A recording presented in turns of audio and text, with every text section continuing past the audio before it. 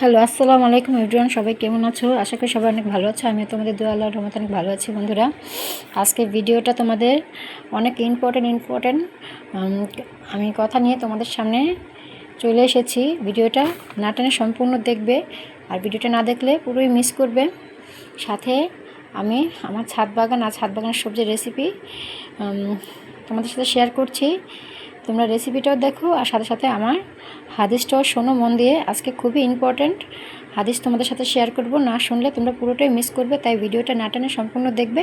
আর ভিডিওটা ভালো লাগলে অবশ্যই আমার চ্যানেলটা সাবস্ক্রাইব করে দেবে, লাইক কমেন্ট শেয়ার করতে ভুলবে না। আর যা সাবস্ক্রাইব করে দিয়েছো তাদেরকে অসংখ্য ধন্যবাদ। আর যারা এখনও করোনি তারা অবশ্যই সাবস্ক্রাইব করে দেবে, লাইক কমেন্ট শেয়ার করে দেবে। তবে কথা না বাড়িয়ে এখন চলে যাচ্ছি মেন কথায়। আজকে তোমাদের সাথে আমি আলোচনা করব শবে কদর কতটা গুরুত্বপূর্ণ আমরা মুসলিম, তাই আমাদের কাছে শবে কদরের গুরুত্ব অপরিসীম। আজকে সে বিষয় নিয়ে তোমাদের সাথে আলাপ করব, তাই ভিডিওটা না টেনে সম্পূর্ণ দেখার অনুরোধ রইল। আর খুবই ইম্পর্ট্যান্ট এই ভিডিওটা। তার কথা না বাড়িয়ে চলে যাচ্ছি মেন কথায়। মহানবী সাল্লাল্লাহু আলাইহি ওয়াসাল্লাম বলেছেন, যে ব্যক্তি ঈমানের সাথে এবং সওয়াবের আশায় শবে কদরের রাতে ইবাদত করবে, তার আগের সব গুনাহ মাফ হয়ে যাবে। সহিহ বুখারী ও সহিহ মুসলিম। শবে কদরের গুরুত্ব আমাদের জীবনে অপরিসীম। প্রিয় ভাই ও বোনেরা, রমজান মাসের শেষ 10 রাতের মধ্যে একটি রাত আছে যাকে বলা হয় শবে কদর। এই রাত এত মহামান্বিত যে আল্লাহ তাআলা কোরআনে বলেছেন, এই রাতে 1000 মাসের চেয়েও উত্তম। 1000 মাস মানে প্রায় 83 বছরের বেশি সময়। ভাবুন তো, যদি কেউ এক রাতে ইবাদত করে তাহলে সে যেন 83 বছরের বেশি সময় যদি এই এক রাত ইবাদত করে তাহলে সে যেন 83 বছরের ইবাদতের সওয়াব পেয়ে যায়। এই রাতেই আল্লাহ তাআলা কোরআন নাজিল শুরু করেছিলেন। তাই এই রাত মুসলমানদের জন্য সবচেয়ে বরকতময় রাত। নবীজি সাল্লাল্লাহু আলাইহি ওয়াসাল্লাম কী করতেন? হাদিসে এসেছে, যখন রমজানের শেষে 10 রাত আসতো তখন মুহাম্মদ সাল্লাল্লাহু আলাইহি ওয়াসাল্লাম আরও বেশি ইবাদত করতেন। তিনি সারা রাত নামাজ পড়তেন, কোরআন তেলাওয়াত করতেন, দোয়া করতেন এবং নিজের পরিবারকেও ইবাদতের জন্য জাগিয়ে দিতেন। এর থেকে আমরা বুঝতে পারি এই রাতকে অবহেলা করা উচিত নয়। শবে কদর কি, আর শবে কদরে আমাদের কি দোয়া করতে হবে, আজকে বন্ধুরা তোমাদের আমি সেই হাদিস সম্পর্কে পুরোপুরি আলোচনা করব। শবে কদরে হযরত আয়েশা রাদিয়াল্লাহু সাল্লাম একদিন নবীজিকে জিজ্ঞেস করলেন, হে আল্লাহ রাসূল সাল্লাল্লাহু আলাইহি ওয়াসাল্লাম, যদি আমি শবে কদর পাই তাহলে কি দোয়া পড়ব? তখন নবী সাল্লাল্লাহু আলাইহি ওয়াসাল্লাম বললেন, এই দোয়াটি পড়তে পারো, আল্লাহুম্মা ইন্নাকা আউফুন তুহিব্বুল আফওয়া ফাফু আন্নি। অর্থ, হে আল্লাহ, আপনি ক্ষমাশীল এবং ক্ষমা করতে ভালোবাসেন, তাই আমাকে ক্ষমা করে দিন। আমাদের করণীয় নামাজ পড়া, বেশি তসবিহ গোনা ও জিকির করা, কোরআন তেলাওয়াত করা, আল্লাহর কাছে ক্ষমা চাওয়া, নিজের পরিবারের জন্য দোয়া করা, কারণ আমরা জানি না পরের রমজানে পর্যন্ত আমরা বেঁচে থাকবো কিনা।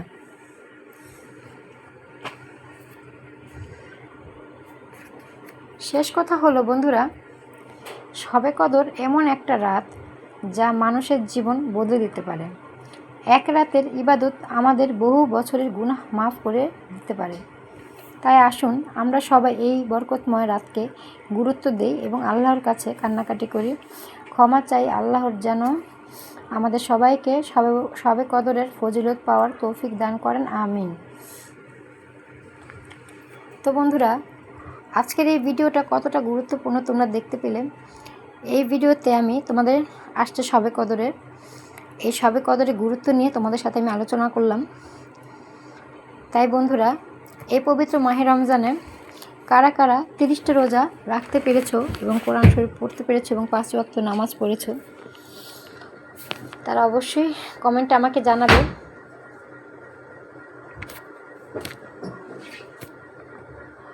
আর যারা যারা এখনও 5 ওয়াক্ত নামাজ পড়োনি, রোজা রাখোনি, কোরআন শরীফ পড়োনি, তারা এখন থেকে শুরু করে দাও। কারণ আমার এই স্বপ্ন রান্নাঘর চ্যানেলে তোমরা শিক্ষণীয় হাদিস এবং শিক্ষণীয় রান্নাবান্না পাবে। তাই দেরি না করে তোমরা এখনই আমার চ্যানেলটা সাবস্ক্রাইব করে দাও, লাইক কমেন্ট শেয়ার করে দাও।